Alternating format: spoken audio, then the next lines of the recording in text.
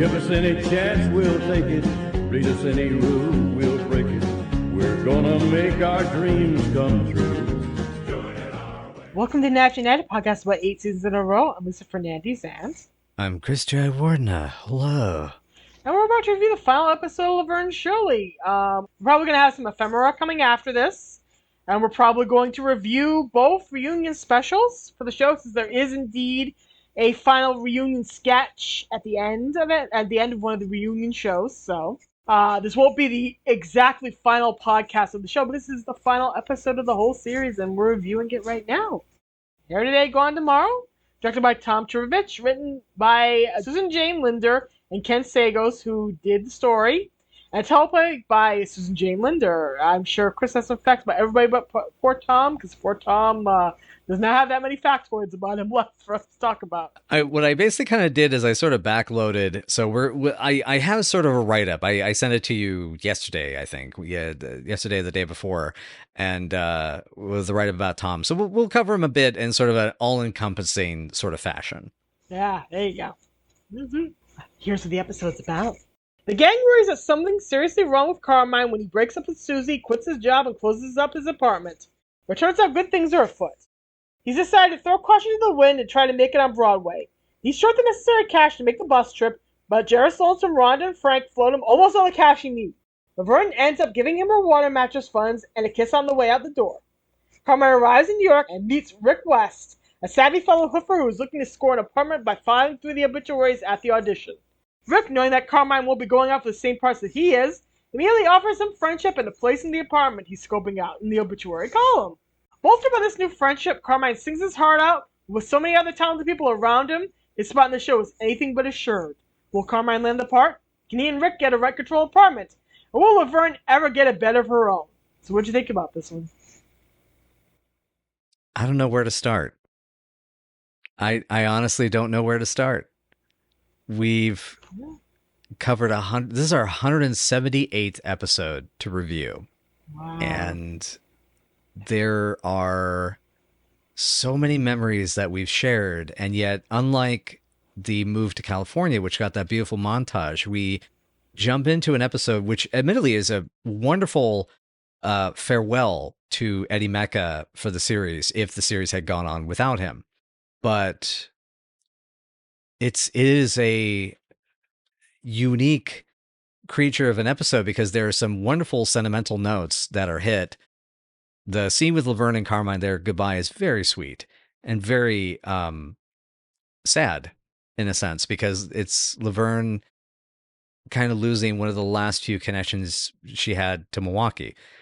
And knowing that, her dad was in Milwaukee too, sure, but her dad's from New York. That's where they're from originally. And that there is nothing more of Milwaukee left in her life. Yeah.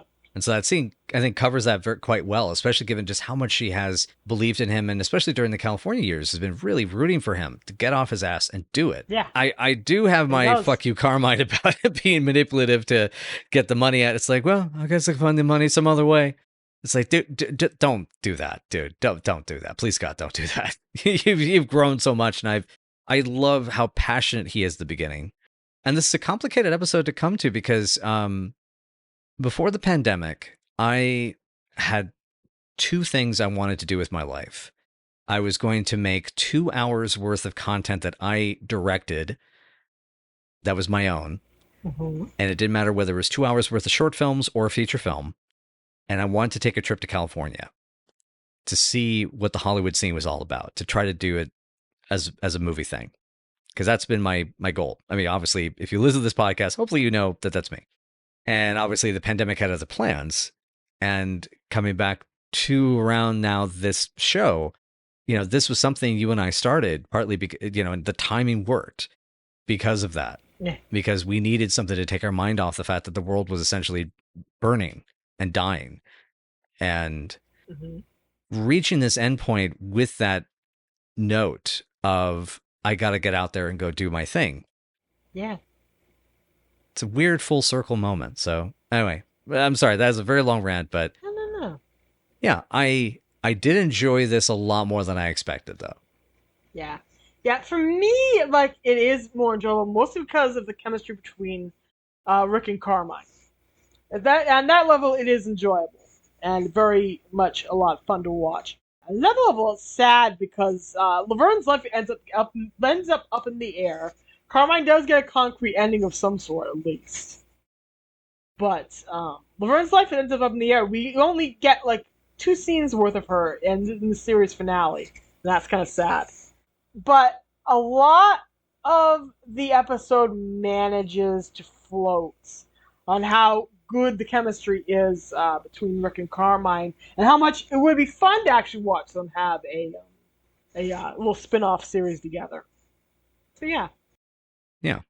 I mean, I would prefer a film because, and especially because as you and I talked about, there's some interesting sort of queer subtext between those two guys, and does it kind of gives it that sort of wiggly, almost like a Midnight Cowboy sort of feel to it.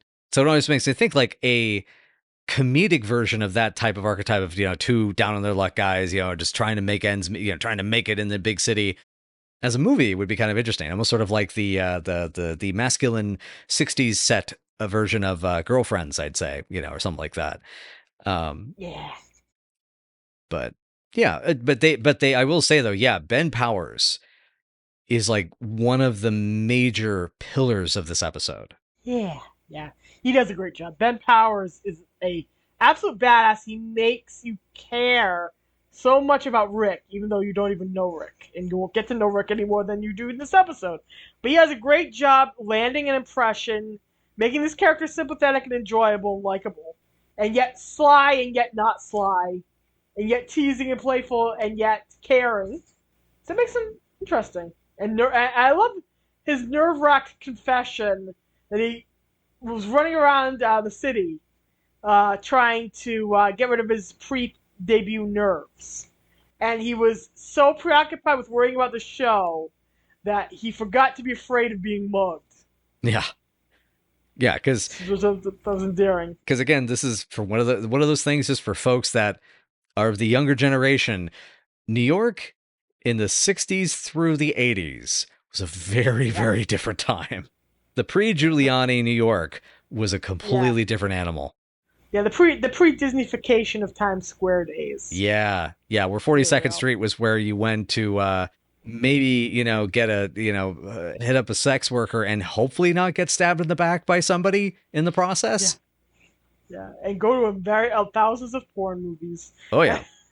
But yeah, that's what it was like, and especially because their neighborhood is not the best. Yeah. And this is sort of like a flashback to the girls' earliest days. Back in Milwaukee, when they're running around with bats, living on their own, trying to fend for themselves and cope with the crappiness of the neighborhood, so to speak. Yeah, there's definitely like this sense of the torch being passed from Laverne, because Laverne, in a sense, even though we don't get to actually like experience her make it, but we've talked about how in the California years, like everything elevated.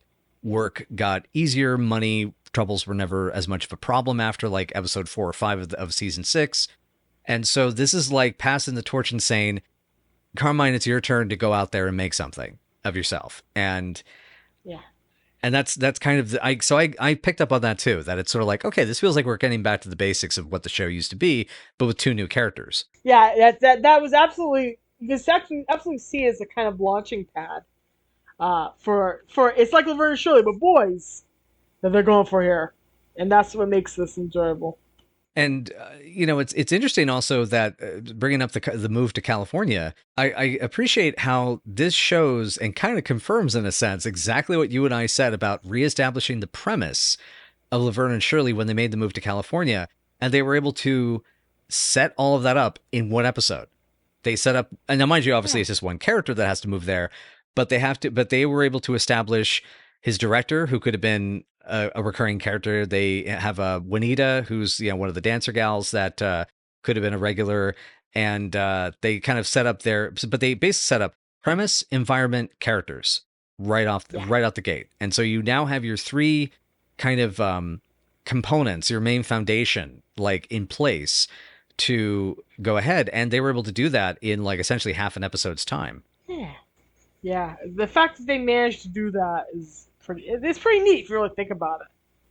If you really think about how they managed to do it with such little time, so to speak. So jump. Yeah. So yeah, let's. Yeah. No, please go ahead. I was going to say, I love how Frank and Rhonda are very concerned about Carmine possibly committing suicide, and yet they're very excitedly running down all the methods he could use to do so. Yes. Oh yeah. And I love Uh, the setup of Ron. It's like, I think he's going to kill himself. It's like, Rhonda, you don't kill yourself turning the gas off, you turn it on. But then he disconnected yeah. his phone number, dumped his girlfriend, and quit the telegram company. What are we standing around here for? He's gonna kill himself. Oh man. And then when Carmine comes in, he's afraid he's going to kill himself in the restaurant. Not here. Not Well, what are you talking about? It's my last. Come on, Mr. DeFazio. This is my last meal of Cowboy Bills. It's like, oh, Carmine, you're a young man. You have everything to live for. Oh Oh, dear. gosh. Just like, but think about this. If Carmine can't make it in Los Angeles, it's amazing how he thinks he can make it in New York. But I guess it's a different skill set. So that brings up another interesting quandary, which is the way that the show, and this is one of those quandaries that has to do with perspective.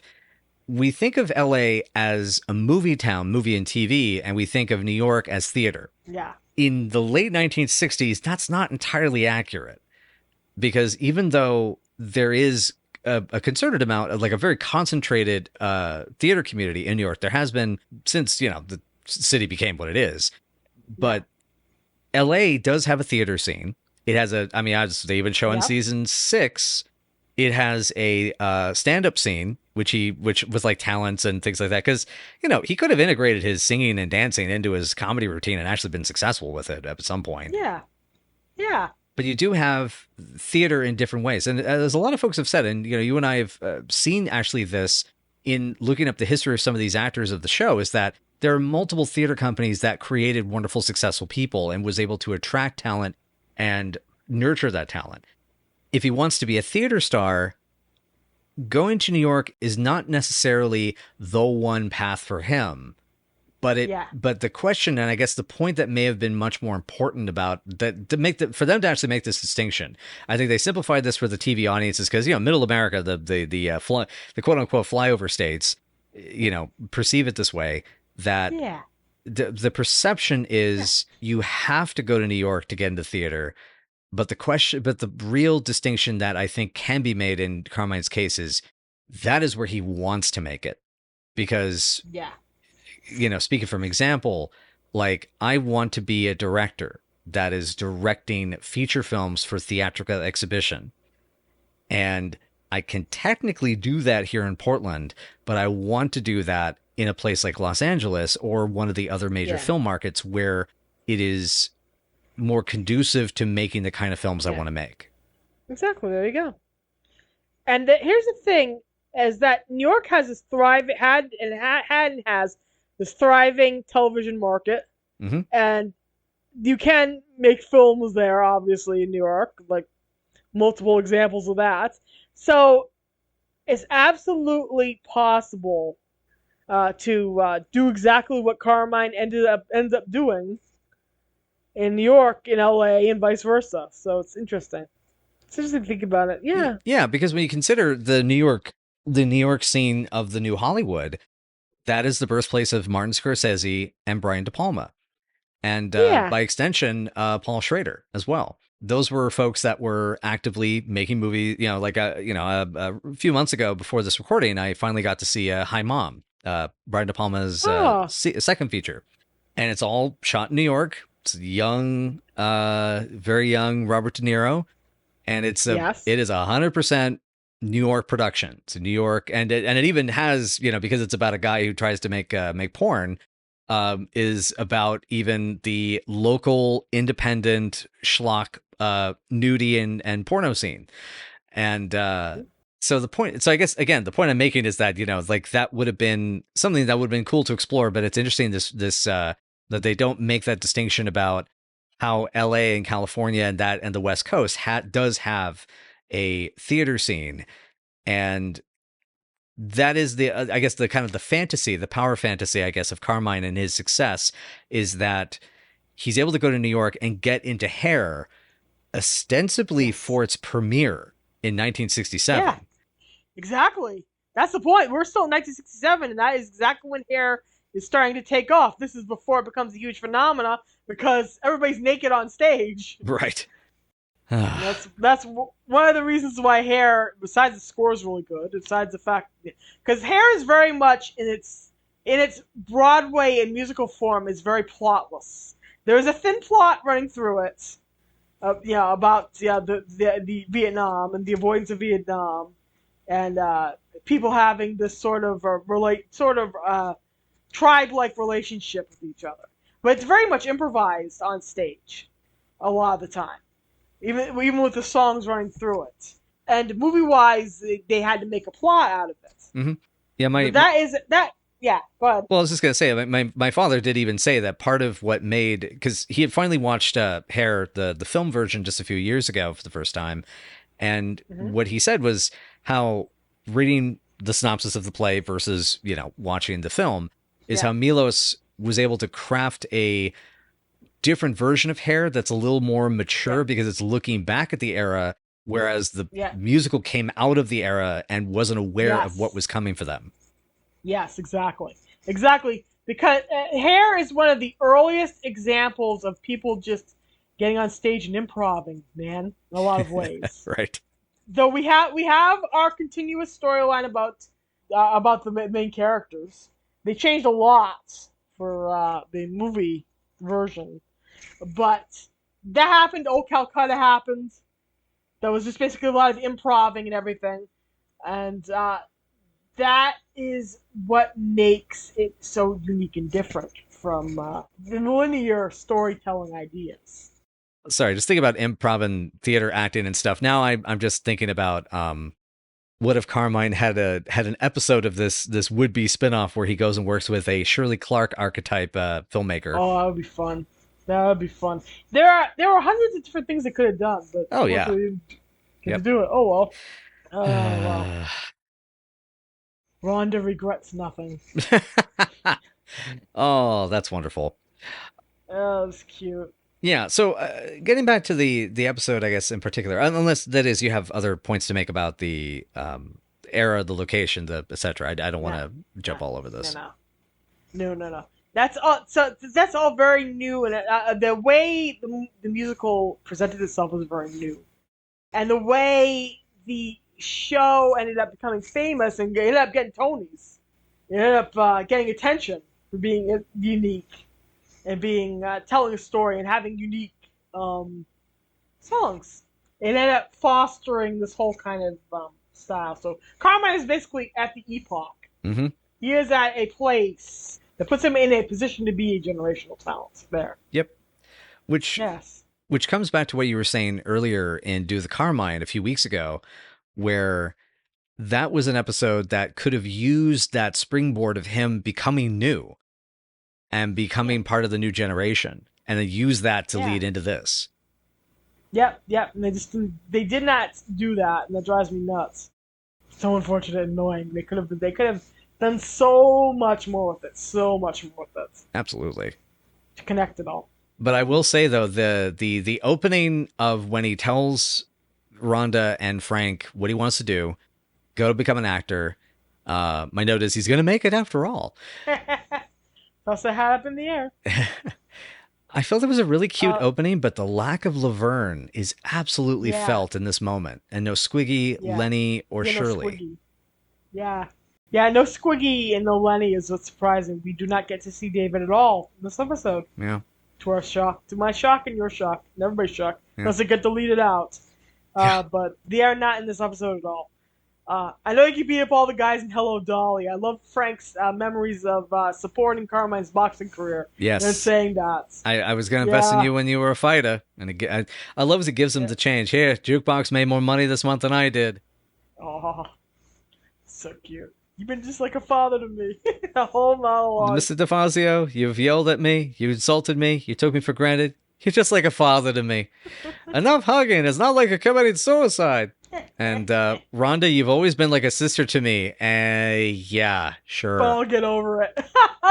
Oh, boom. Yeah, And of course, he's definitely gonna have a couple of lonely nights thinking about her in his bunk. and speaking of women and lonely nights, he goes over to see Laverne next. Laverne has for some reason finally sold the mattresses that were upstairs to get herself a single or a double, and to get a waterbed even though she gets seasick, which makes no sense. It doesn't. Yeah, didn't want the wave machine. You know, I get seasick. God, yeah. That's so dumb. But she comes to realize that Carmine's leaving, and he convinces her to invest in him, and she gives him the last of her money, so now she's bedless, which is not a good idea. She can always sleep on the couch. That I still say that's it's manipulative, not.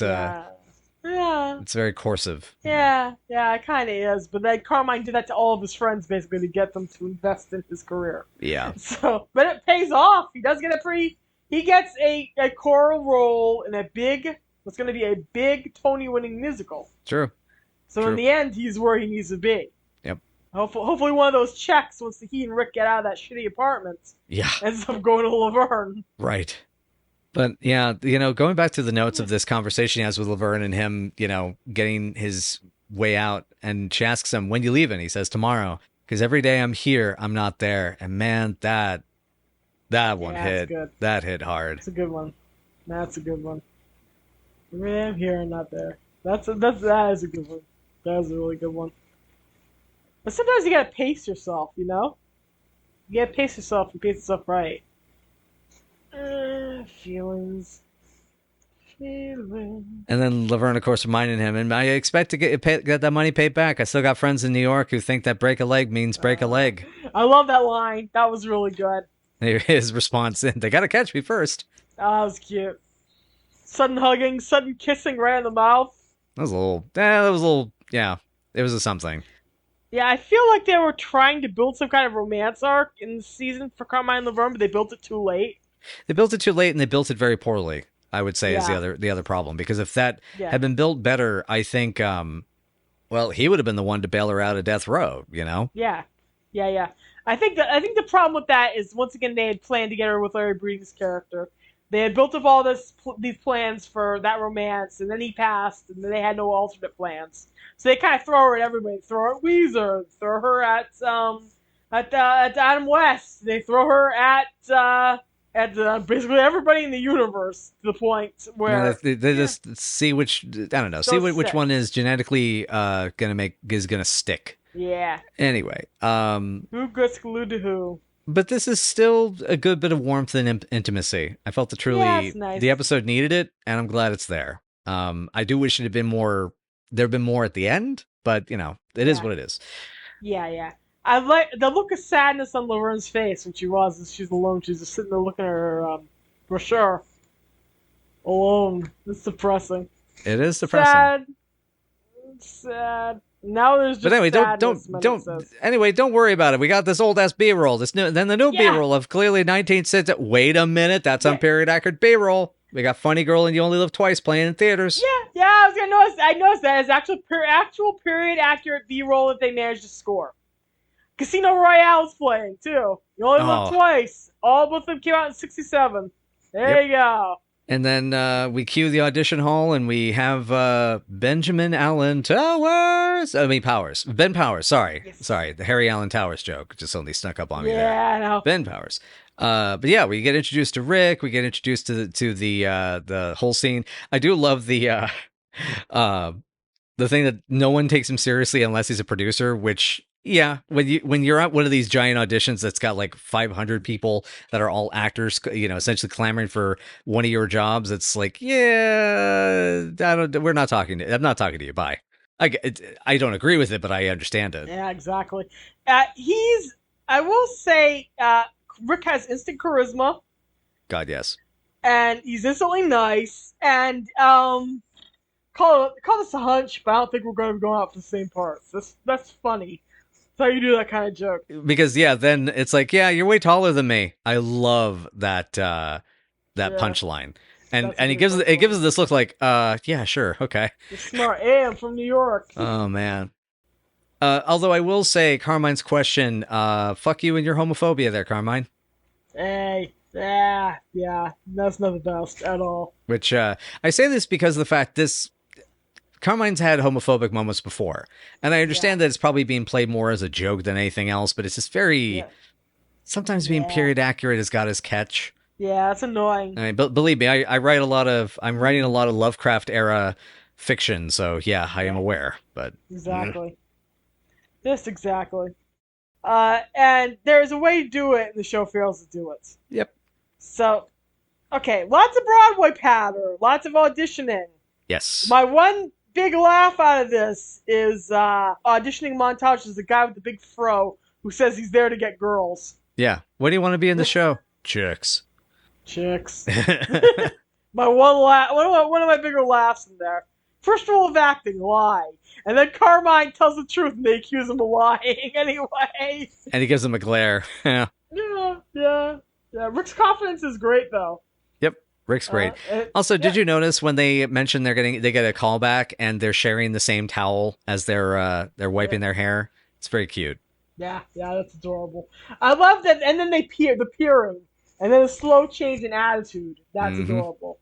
Like you can tell, like this broship has like started. It's sort of like that first day of school, and you've made your new best friend, and you know, and being in creative fields, that does happen sometimes when you get into a room together with a bunch of folks. Yeah, I think it's really neat. You can see them all help each other and how they thrive, and that's really great. I love that. They're all really actually genuinely excited for each other that they've made it. Oh, totally. And Rick and Carmine are actually pretty supportive of each other and happy that they both made it onto the show. Or at least to the next stage. They made it to the next stage, yeah. Because at this point in the episode, we're still where they've made it to the next stage. They get their apartment. Yep. It's time for them to read. It was time for them to come back and read to make sure that they can act. Exactly. As well as sing and dance. Yes. Instead of a snowball's chance in hell, they have a snowball's chance in Miami. Yeah. So as we were saying, they go to their new rent-controlled apartment. Oh man, yeah, with the master bedroom. Yes, which is just basically a plank that goes over the tub. Yep. They have an old married couple argument basically right from the start. Right from the start, it's beautiful, it's wonderful, and I love the he has to wear the shower cap because there's a leak. Yeah, poor Carmine. Wow, I actually feel sorry for him. That's feet. Hey. This at least feels genuinely like poverty, like that. Like we're going back to season 1, and this was like you have poverty in your life. And of course, Q, after they manage to settle down and figure out how to divvy up their property, there is cool strutting as they try to figure out if they're cast. And Rick has been cast. Rick West, cool walk. They wanted to be something you'd recognize him for. Yeah. And then Rick loses it when he sees he's on the list. I made it. I lost it for a moment, but I'm good now. I'm cool, walking cool. And then I love when Eddie does his version. Ben just kind of cocks his head. We'll work on the walk. Yeah, it's very work on it. Yeah. And of course, Carmine thinks he hasn't made it, and he's sad. He thinks he's ruined his life for nothing. And there is sadness until Rick goes over and goes, "Hey, Carmela Ragusa." they gave. Well, also what I loved is that he looked on the wrong sheet. Yeah. He said you signed up under this, but what he said is, and I love the when he and Ben, storming off, and Rick goes to Rick West goes to the thing and looks down the other sheet of paper. It's like, you didn't look at both. It's like, and what, Carmela Ragusa? It's like, my mother's in the show. My mother's in the show did make me laugh. That's pretty cute. Yep. Turns out the wrong name, wrong cheat, but there's Carmine, and he's made it into the show. And then they have their big celebratory moment, and then realize that there's girls watching. Yeah, we're cool. We're cool. We're cool. It's still very queer in their body language, though, which is adorable and very fitting of the play that they're in too. Yes, so and gay as a Sunday picnic. Exactly. So when Carmine calls Laverne, she is asleep. Which means he's calling her at like 5 a.m. New York time, I have to guess. I assume. Because he's at the very least 3 a.m. Because if she's having to get up early to go work at Ajax, then it's probably somewhere between, I'd say 1 and 5 in the morning. Yeah. Yeah.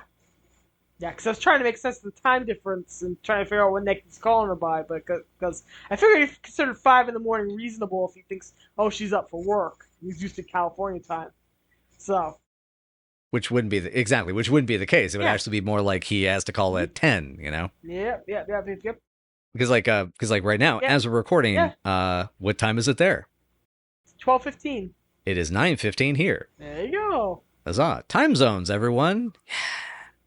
Okay, Laverne in Yeah. the scene, she's very mom sounding. Yes. Somebody better be dead, or I don't care. I love how done she is, though, yeah. And he's so excited, he starts singing to her on the phone, and Yeah. Carmine, I was really happy for you, but now you're really starting to honk me off, okay? Okay. She's just so done. We didn't mention the So waterbed, done. her solution. Oh, yeah. Yeah, she has taken an inflatable raft, put it in the middle of a kiddie pool Mm-hmm. with floaty toys and everything. Of course, she rolls off of it and goes face first into the pool, and that's our last Laverne pratfall. That's the last time we see Laverne DeFazio in the show. So that's it. That's the end of her. God, that hurts. I know. Anyway, Then so then we yeah. go ahead. I was gonna say anyway, we head to the apartment where Rick is freaking out and Wired. We invited all the cast over. Yes. And Carmine was sleeping, but in his costume. He was sleeping. It's like, I don't want to go anywhere. It's like, come on, we're just going to go out, for some drinks or something. Go over to somebody's house. It's like, I don't feel like going out. Great, because I invited everybody over. And he opens the door, and there's everybody. You even have a hot plate. Yeah. Oh, yeah. Because the whole gag is, it's like, you invited everybody over? But why'd you do that for? It's like, yeah, because our dump is better than their dump. Yeah. Yeah, everybody's actually impressed that they're actually doing slightly better than them. Mm-hmm. Everybody was really impressed with them. But the neighbors are gonna hate them. Is all I gotta say. Oh yeah, with this perfunctory and conclusionary Age of Aquarius, I'd be disappointed by them too. So out of the blue, we get a musical number, and they actually paid for the rights to this. Yep. So we actually get to hear a lot of Age of Aquarius, and everybody's duetting, and it's set up and choreographed. Yep, tearing the fourth wall right down and probably jostling the third one as well. I continue to like big ass blonde fro guy. Yeah. It doesn't feel like it gels right. It's something in the edit, I think, for me, that doesn't quite work. The coverage is there, but it's just not. There's a rhythm that's missing. It's claustrophobic and stagey, but that's just me. Yeah, and its overt focus on Eddie is actually a bit overkill, even though he's playing the lead of the scene. Yeah, which I don't think he would actually be singing Aquarius in the play. I'm trying to think of who leads on Aquarius. I don't think it would be him. I'm pretty sure it's not. Yeah, because I have seen images and such of the show. I've watched actually I think I've seen the trailer for it, for the old the 70s film. But yeah. Anyway, camera goes up, we fade, and have a simple tag scene. A very simple tag scene. It's really 190% backdoor pilot. Yep. Because Carmine's trying to get some. She's not that kind of girl. Do you want to be? Oi, boy. But I do love that. Yeah, I was going to say, Carmine, I spent this entire episode enjoying you. You're making it bad. Yeah. Rick is faking sleeping on the sofa, watching and mocking. Mm-hmm. So that's the voyeur Shirley, I take it. Yeah, voyeur Shirley. And they have a pillow fight. Right. We end on a pillow fight between two guys. That's how Laverne Shirley ends, with a pillow fight between two guys. Well, we did say this show could be queer as heck, but this is not what I thought. That was pretty queer. Let's face it. They should be bonking anyway. But yeah, it's like it's trying to pass, as I mentioned before, trying to pass the torch to a different duo, and it doesn't feel like it gives any sort of closure, and it just kind of feels a bit depressing, It's a bummer because I have a lot of fun with aspects of this, the final few scenes of the episode, but it lands as best as it can. And I will say, Eddie and Ben absolutely save the characters, the writing, the everything with that chemistry. They're so watchable together. And I would not be surprised if Ken Sagos' writing helps a ton for Rick West. But yeah, I don't know. I mean, at the end now, we're summing up the synopses of everything. At the end of all things, one thing can certainly be said. Fuck season 8. I told you. I told you, nuns with pickles. Nuns with pickles. Mm. Nuns with pickles. No. Don't you do that. Don't you do that. I warned you. You know, if you ever actually whisper that to me while we're in bed together, I might launch you out of the bed. Just be forewarned. Oh, you like we're a naked gun. Kinky. Anyway. Anyway, before the camera, in front of the camera, behind the camera, who do we cover first? Whichever order you want to go for. Let's go for actors first. Patricia Kimmel Okay. plays Juanita. Another person with a short career. She pops up in Fantasy Island this episode and a 1988 episode of Miami Vice, but that's all IMDb has on her. Ben Powers as Rick West, returning as another character. Again, he was last seen in Death Row Part 1 as Aaron, a completely different character to this, which is fantastic. Yeah. He was talented. Super fucking talented. Yeah, the leader of the revolution that sought to take money from the rich and give it to himself. But as previously mentioned, this guy was a hell of an actor for his time, with a regular performer on Laugh-In, played Keith Anderson in Good Times. He guested in various Cheech and Chong movies. Unfortunately, things changed shortly after this show. He landed the regular role of Moochie and the new Mike Hammer during the production of the second season of that show, was when Stacy Keach got arrested for cocaine in the UK and had to serve a 9-month prison sentence. So because of this, the show was canceled for a time and Powers left Hollywood before it was picked up again for another season. I guess he must have left show business or gone to do something else with his career, because I have actually been unable to find any images of him past the 1980s at all. Wow. So it's that is basically, I mean, we're talking once he's done playing Moochie, dude's gone, disappears. Yeah. He sadly passed away in 2015 from liver cancer at the age of 64. Yeah. So that adds another little bit of insult to injury, because God, I'm thinking like, okay, could we have a scene with this actor, this talent, working with Michael McKean today with all the things that Michael's learned too. Yeah. And then, okay, next one up, John Lansing as director. Wait a sec, hang on. What the hell? Cousin Anthony, what are you doing here?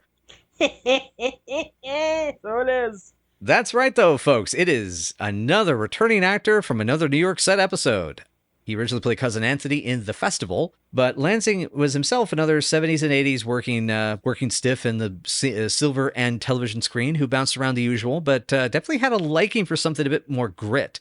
This is coming up in a second as to why I'm bringing this up. Somewhat fitting, he started on screen as Doc in the one-seasoner The Kids from Caper, jumps around a few TV episodes. He ends up in More American Graffiti, the sequel to American Graffiti. And as mentioned before, ends up as Laverne's lanky, sexy cousin, Anthony. But an interesting thing happens as his career continues. In the 80s, he starts popping up in cop shows.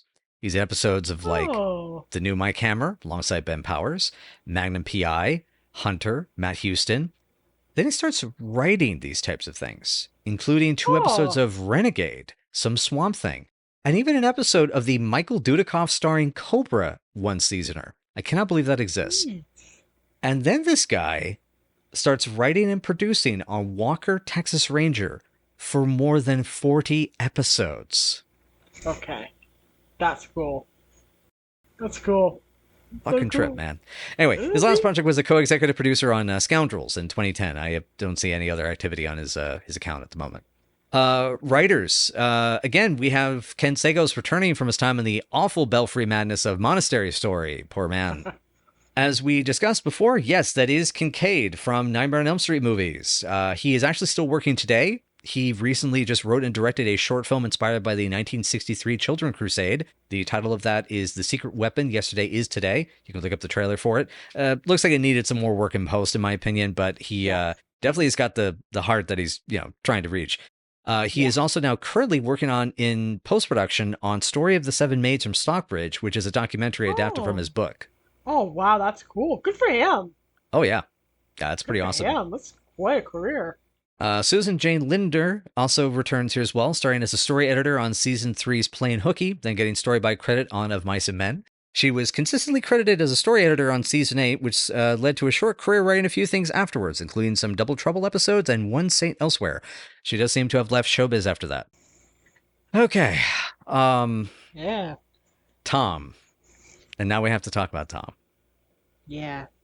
After going through Jerry Paris, Howard Storm, Alan Meyerson, Alan Rafkin, Joel Zwick, Ray DeValley Jr., James Burrows, Jack Winter, and John Tracy. It comes down to Tom Turbovic, the director with the most credits on this show, to see the ending to its conclusion. Yes. He started, as many do, as an associate director and assistant director in the early to mid-70s. He started directing comedy specials and a bit of sitcom work, including a Serrano's Court episode and One Bosom Buddies around the time he also landed this gig. After this, he pops up for an episode of Alice and then gets back to directing shows for musicians and ended up becoming the director for We Are the World, one of the landmark events of 1980s pop culture. Wow. Which also, fittingly, given the last episode we just, or 2 episodes ago, commingles with the rising trend of activism that felt so deeply needed in the culture at the time. Yes. Yes. After We Are the World, he returns to sitcoms with Brothers and Webster episodes. He's not able to make the pilot for Slicker's 1985 Land, despite it having 2 very talented actors and a script by Chris Thompson. We talked about that one a while ago. That's the one with Michael Richardson and Dana Carvey. Yes, yes. He connects with Gary Shandling for the Gary Shandling Show 25th Anniversary Special in 86, which actually reconnected him with a humongous amount of talent from Laverne and Shirley, by the way. Yeah, a lot of people from the show are in that. And after one more film directing gig, the mid-80s sex comedy Free Ride, well, it's a dark comedy, actually, he remains in TV shows and specials for the rest of his career. But a strange turn happened in the 1990s, though. Now, Tom Turvovic's history as a sitcom director and years of experience with different productions gets him the gig as director for most of the Henson Workshop series, Dinosaurs. That's so cool. Yeah, having to manage the effects team's work with the storytelling side of things, which is, it's an interesting challenge. So this becomes a pattern of his career from this point forward, as he also does 10 episodes of The Puzzle Piece in 1995, the short-lived and, to be honest, kind of ahead of its time, Aliens in the Family, probably would have worked as one of those adult cartoons today, and even did 4 episodes of Muppets Tonight. Wow. Yeah, Turbovic's career as a director stops very suddenly with Elmo-Palooza in 98, which is right toward the height of Elmo-mania. As far as we can tell, he's been interviewed a bit for Where Are the World, but tracking down information about Turbovic has been the most challenging hunt during my time covering the show. I mean, the stunt woman, the stunt performers thing for In the Army Now, nothing compared to this. Trying to find other details about Thompson and Sotkin, Wayne Powell, nothing compared to this. This guy, there's okay, and to let the folks know, the listeners know, there's likely quotes in different books and biographies that have more information. The fact that even a cursory internet search yielded nothing about a director whose career has spanned decades and touched so many viewers of television and pop culture is almost a mystery I kind of want to maintain. But who knows? Yeah. I mean, maybe he'll pop up again. We'll see. Yeah, you never know. You never know. Good work. Very good work. Thank you, hon. Thanks. I appreciate that. What a weird ride. Yeah. That's how most people feel after finishing the sitcom. It's a wild ride. And I know at the moment you don't feel it was worth it, but I feel I've cooled since we watched these episodes, but because I will say, and I should say, when we wrapped this, I was in a horrible place, feeling towards this show. I was and mind you, of course, as I've said before, I was beyond done like a while ago. Yeah, this was brutal. Because this is a show that I think is fascinating in how divergent it becomes after a certain point. And you see so many regular staff changes. And you see so many shifts in focus, producing side, the vision of it. Like, it was very clear what it was doing in those first 5 years.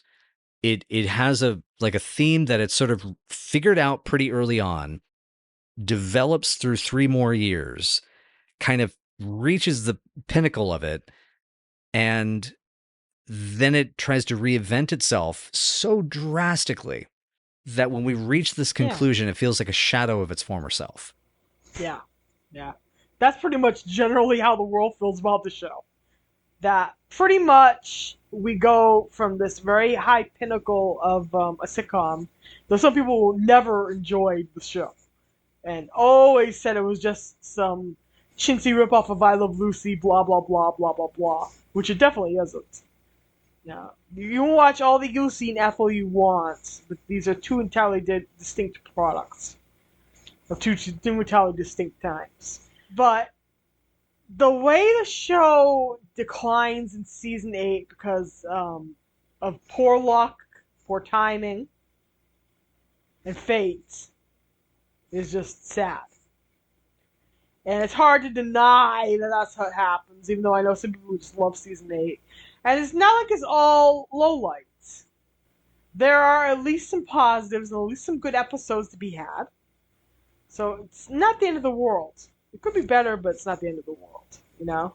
So, like, ultimately, in the end, you have a show that is very strong, and it's got some weak episodes on and off.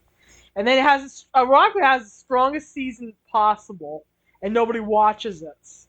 And then we get this huge, universe-destroying move, where everything goes to California. And even then, there's so many strong episodes to be watched. Mm-hmm. And then, what happens is, this is a show about two girls and two guys who have known each other since at least they were 6 years old.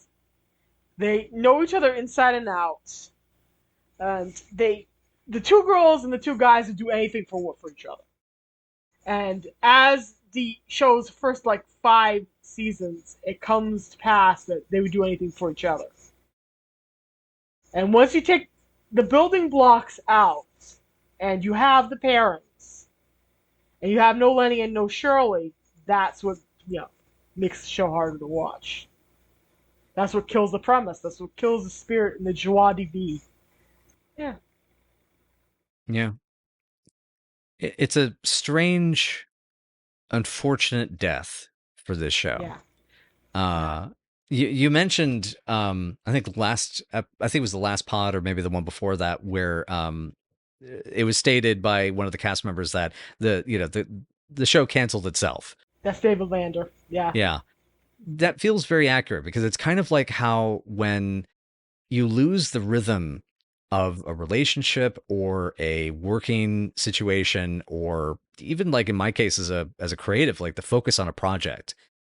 And it's it sort of has this weird tumble effect where all these cogs and screws and gears come loose and everything just starts to fall off. Dominoes. And it's kind of like the end of Howl's Moving Castle, when Calcifer gets removed, they're trying, the castle's still trying to move with whatever magic is left, and it just keeps falling apart through the mountainscape. That's kind of what this entire final season felt like. And because season 7 gets things back to for me, season 3 level, and it's where it's not perfect, but it's strong and it's good. And the highlights of season 7 are really, really powerful. Both in case of hilarity, and also something like Helmet Weekend, even Night at the Awards, which has some interesting growth and some very emotional beats to hit. When you get to season 8, as we've discussed, it's we can't say the entire season is trash, which is almost in a way more frustrating. Yeah. It's kind of it's like it's like a mediocre sequel, not a bad sequel. Yeah. Well, it's mediocre, but it's got some really, really dire points. Yeah. We've got the majority of the season is mediocre to decent, with a couple of spikes of greatness. And I don't know what your spikes of greatness, but I know what my spikes of greatness are. There's 2 or 3 episodes that I would salvage. Yeah, I have I don't think I've written down. Actually, let me double check my notes. I may have written down my top. I have not. But if I'm to look at the episode guide again and look back through this, I'm going to just take a quick peek. Yeah, for me, I would put Of Mice and Men, Baby Show, Fashion Show, Buzzards, and maybe Councilman DeFazio, maybe maybe Window on Main Street. And those would be my 5. And It's nice. you know, It's neat. and by the way, folks out there, do not quote me on this because I do not know what's going to happen when I do the top 5, because we have a tendency to review these episodes way ahead of time, and then we actually compile our top 5s as we're gearing up towards the end of the season. Yeah. Mine's much different, which is interesting. I have like 2 overlaps for once with yours. That's nice. It's different. It's nice how differently we see this. I think it's really neat. Actually, I might swap Councilman for hair. I think I might swap Councilman for hair. Actually, no, I definitely will swap. Probably will definitely swap Window on Main Street for hair, because Window on Main Street was really annoying in places. Yeah. That me, sorry. that Hildebrand was no Manderville man. Yeah, and that wasn't even the Hildebrand that we had before, content-wise. No, When it came to behavior. no, he was a jerk. Yeah, not like the guy we meet in season 6. Mine would be the Notes, Jim's Show, Baby Show, Buzzards, obviously. I have to think about the 5th slot. I really do. Well, you got time. You're gonna have a decent 6 or 7 months to think about it. Yeah, true. Which we say that I want to keep this in the episode because then we can have the weird. Ballet. Defective ballet. Defective ballet is fun. Yep. So that's my top 5 season. Yeah. But yeah, so what do we do next? Probably review the reunion specials. Yeah. That's what's coming next. Yeah. Gosh.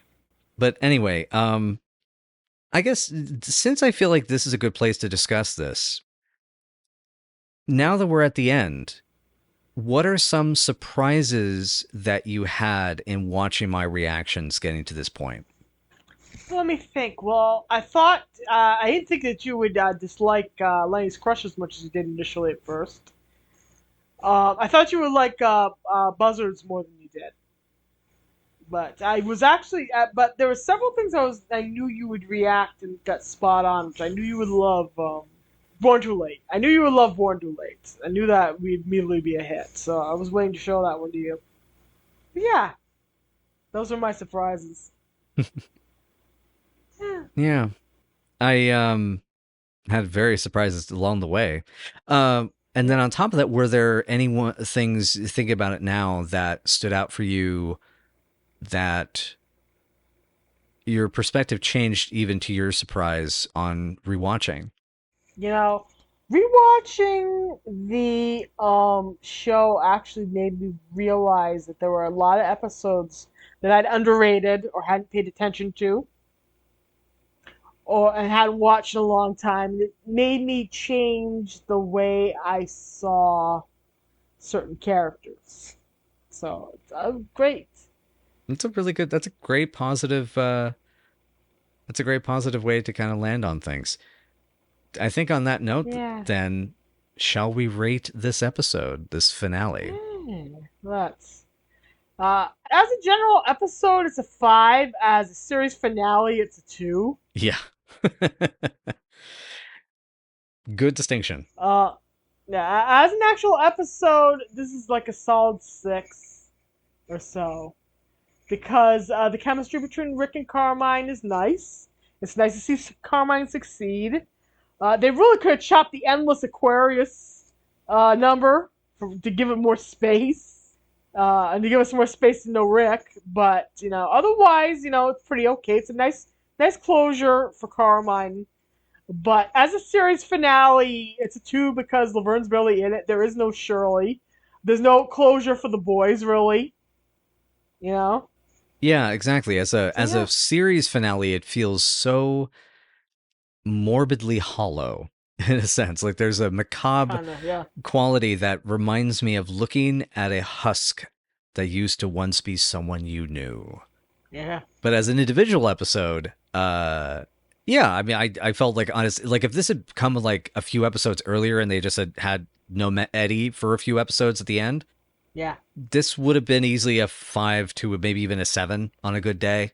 Like I think really averaging at a 6, I think is really the best way to put it. But yeah, I would agree as a finale of a show, it's like a 2 or a 3 because it Yeah. gives you closure for one character, which is good but not perfect. It reminds me in a way as like when Futurama knew it was going to get canceled by Comedy Central. This was round 3 because they have round 1 ending with Devil's Playthings. You have round 2 which ends with Into the Wild Green Yonder. You have 3 which I cannot remember the finale, but the Fry and Leela and the time loop one, or the Frozen Time. And I remember realizing you could feel it was moving that direction because they were wrapping up all the characters' arcs. They were finishing up Hermes with Bender. They were got, Zoidberg married off, etc. Yeah. And that's where something like this kind would work better this episode, where it's like, okay, here's our Carmine last episode. Now we need to have proper ones for Shirley, proper ones for Laverne, proper ones for Rhonda, proper ones for, for Pop, for all that. And even Pop technically gets one with Councilman. So Yeah. Pop does technically. But technically, Shirley gets one when she gets married. Technically, we get one for Councilman DeFazio. Frank gets one. Technically, we get one for Carmine. And I guess you could say Squiggy gets closure somewhat in Councilman DeFazio, but not a lot. Not a lot, not enough. So, yeah, it ain't perfect. Yep. It ain't perfect at all. Anyway, yeah, I guess that's kind of all. That's all I have to say. How about you? Yeah, that's all I have to say right now for the moment. We will come back and I guess post-mortem in full even more the show when we watch the reunion specials. Yeah, we'll probably do that. We'll probably do a little bit of research, and we'll probably do a lot more with the videos for the top 5 of the season, or top 3 of the season, as it might be, and maybe like a full collage about our favorites for the whole show, maybe. But I should probably stop talking because I'm going to start promising far more than I'm going to be willing to pull off as an editor, because I've got to. Oh man. Well, I guess finally I can go back to making movies. That's going to be nice. Yeah, there you go. Yeah, a little extra time. Make that movie. Make it. Yeah.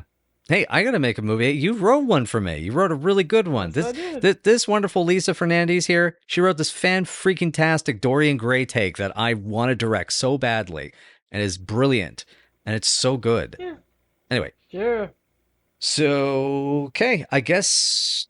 All right, well, thank you everyone so much for joining us for Night After Night, and if you'd like to know more, you can find us at Night After Night PC on Twitter, or Night After Night Pod on Facebook, WordPress, Tumblr, Patreon, or YouTube, or wherever wonderful podcasts can be found. My lovely lady Lisa, though, I must ask, so what is the first of these specials we're going to do? The first of these specials was filmed in 1995. It is a follow-up of sorts to the Happy Days reunion that happened just before it. It's called the Laverne Shirley Reunion. It's an hour-long retrospective on the show, and it's the first time the cast entirely reunited after the program concluded. Wow. That should be interesting to see, especially given this will be like post League of Their Own, post Spinal Tap, post Getting By. Yeah. Yeah. Cool. Yeah. Oh, and post Phil Foster passing away too. Yeah. Phil sadly not in any of the reunions. Sadly. Yeah. For those that don't know, the reason for that is because he passed away in '86, unfortunately. Yeah. He passed away pretty soon after they finished filming the show. Mm-hmm. So, tragically. But any road, we hope you'll join us for whatever comes next, and we'll probably, I think, once we do a full-blown 100% we're done wrap-up, we'll probably do the whole, like, hey, here's where you can find the rest of our other stuff.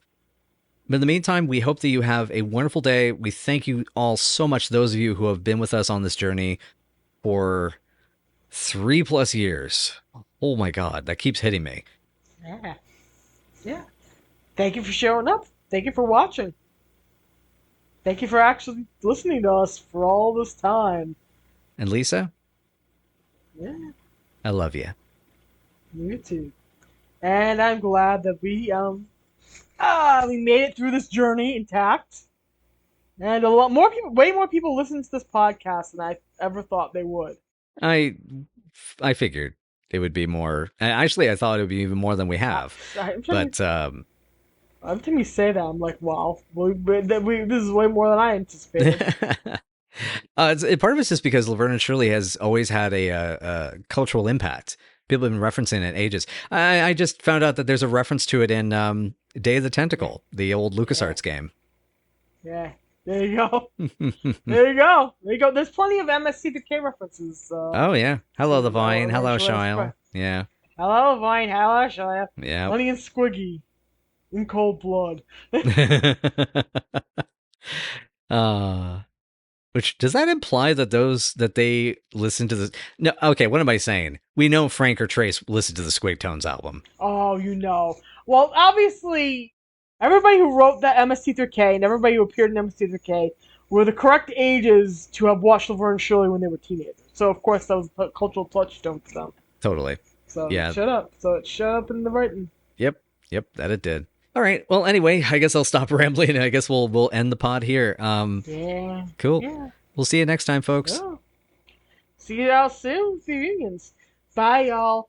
And if you're going to dance and sing on Broadway, make sure you bring clean underwear with you.